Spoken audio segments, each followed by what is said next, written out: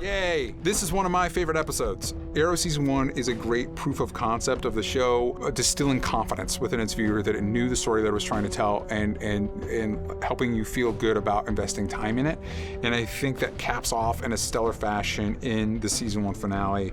I also think that this is still my favorite finale because even though there are seasons that are better, maybe this one benefits because even though the season was really good, this is the perfect capper. And it's one of the boldest season finales I think in any of these shows because Oliver loses. He straight loses the fight. Like, after this whole thing, big hero's journey, all that shit, loses. For the entirety of Arrow Season 1, we'd heard one word, the undertaking. What was the undertaking? What is Oliver's list? He's got to kill those people on the list. And this is the episode where it culminates. Oliver finally gets to save his city, although he actually doesn't. And he loses one of the most important pieces of his life to do so.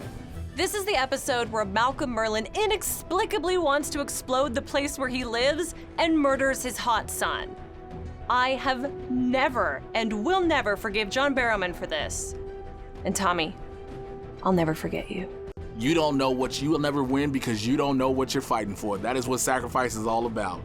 To hear that after Malcolm Merlyn, the last fight, but this is after we lose Tommy Merlyn. Tommy tries to go save Laurel from CNRI, and he gets impaled by a steel spike. Ooh, it looked like it hurt, and then you watch Oliver break down and cry and say, Tommy, I'm sorry. I'm sorry, you know, I gotta do better. He's like, just save Laurel, you know, and be better. He's like, I can be better. And it was so emotional all the way around. And then to watch, it's just an emotional episode. Season 1 finale, sacrifice, I get why this is number 3. It was a pretty solid finale. It also was a good signal that Oliver, while very impressive to see him take on individuals or even groups of people, he's maybe can't save an entire city by himself. Maybe not even with the help of like Diggle and Felicity. Like there might need to be more, like he might need more support, but we do get some awesome fight scenes between Malcolm and Oliver, and also seeing Quentin help out, and that, you know, sometimes the hero doesn't always win, and that might be some of the most compelling stories. I think this was a satisfying conclusion to the flashbacks in this episode because this and Season 2 are probably the best the flashbacks have ever been because of the core trio of Oliver, Slade, and Shadow. I think one of the difficulties it ran into in burning through that plot line in Season 2 was that now the flashbacks didn't have a core cast of people that we were actively invested in that we don't necessarily know the outcome of, unlike Oliver. Oliver, Slade, and Shadow fought a missile launcher that was supposed to shoot an airplane out of the sky.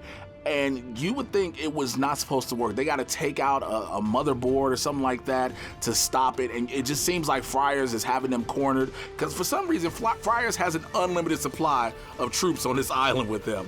But the way you watch the three of them work together, it built up to what we would get later. So that season finale on that end of the island worked perfectly. It's Shadow, it's Slade, it's Oliver going up against a missile launcher, trying not to knock down a Ferris aircraft. First Easter egg to Green Lantern on this series. And, you know, this is something that I didn't think the island flashbacks were gonna be able to pull off, but you know what, they did. I think this finale, especially on the island, is really strong, especially when you get to see that point.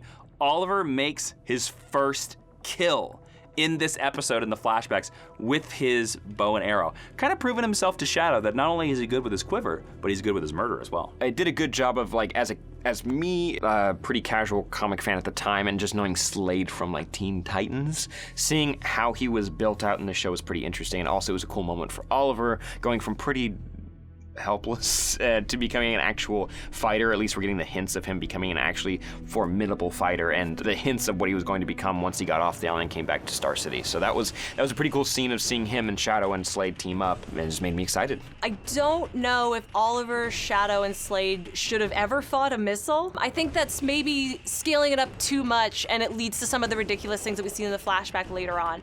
However, the fact that this facilitates and furthers Oliver's relationship with Shadow, and it gets him to the point where he's making his first kill, is really, really important in Oliver's journey, and it's setting a precedent for the person he's going to become, so I'll allow it.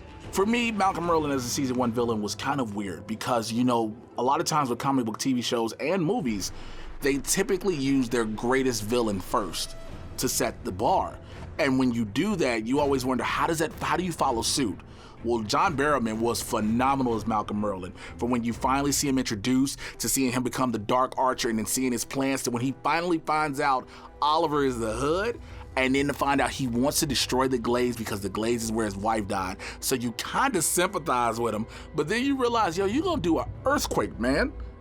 And you do an earthquake, bro. You're not just killing a few people. I think Malcolm Merlyn was the perfect villain for the first season. He was a good way to introduce Oliver and a good foil for that Oliver. And I think when you're talking about character introductions, obviously you have more space to do it on a TV show than a movie, but it's important to get a villain that kind of helps inform your hero.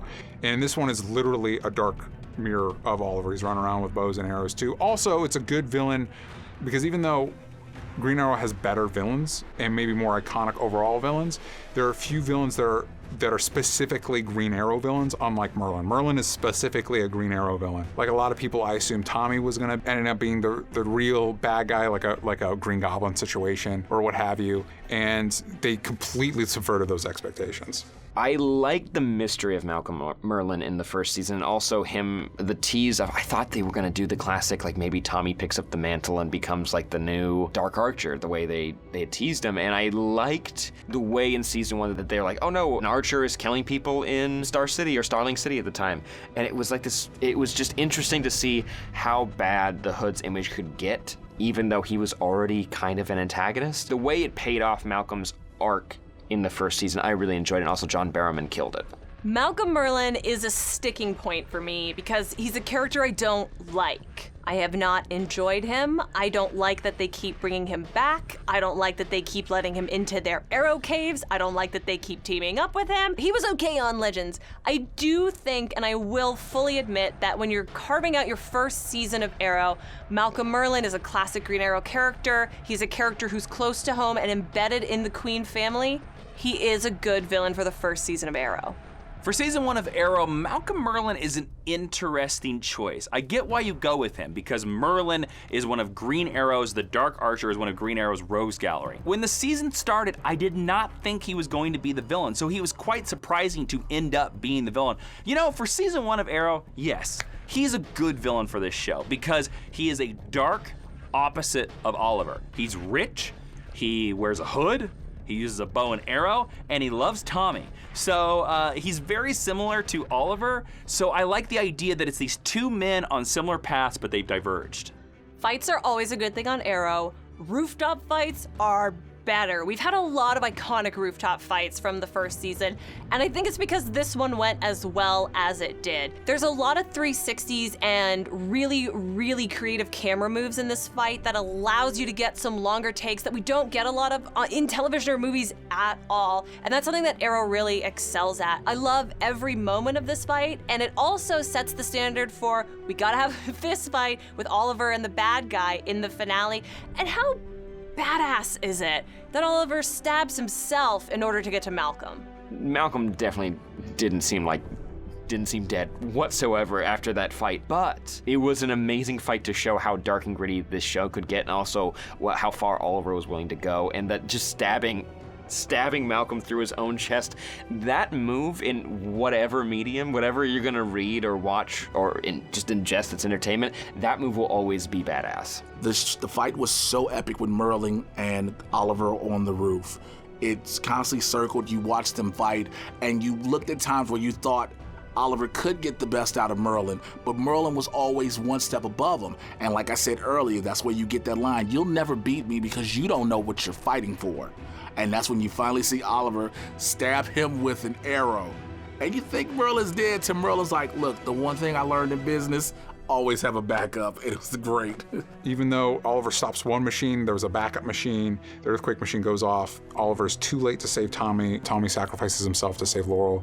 And it's the most important death because it's the one that still informs the character to a degree. It especially informed most of his arc in season 2. It still influences how Oliver perceives himself, and that's what makes it meaningful, but also it was crazy shocking. You saw so many avenues for Tommy to go in after season 1, and as much as I like to be able to predict where things are going, I did not see Tommy dying. I would argue that that was up there almost to like Game of Thrones level shocking, like just coming out of left field and not seeing that coming.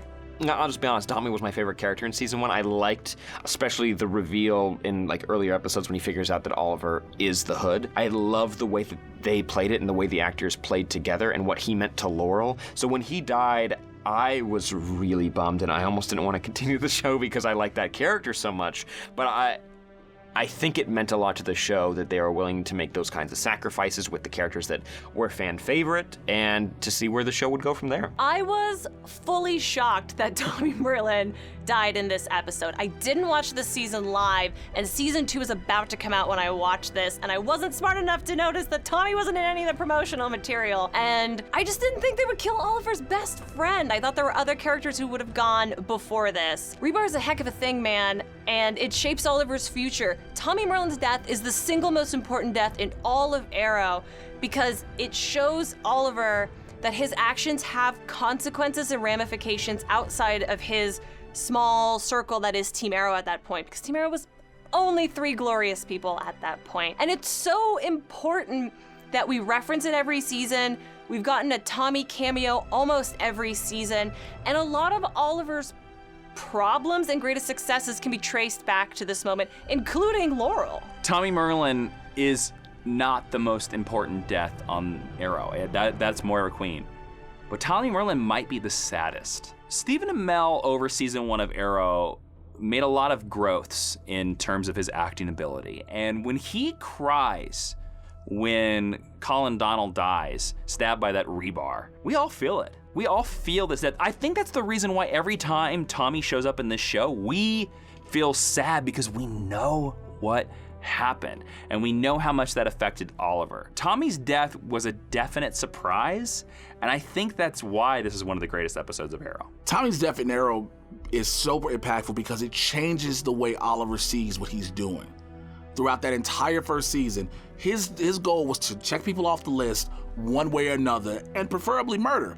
And then he learned that he didn't have to kill anymore. He could be a different type of savior somewhat. He could sacrifice himself in other ways, like Tommy sacrificed himself for Laurel. Because remember, when Tommy found out he was the Hood, he really despised him because, like, you're a murderer. You just kill people.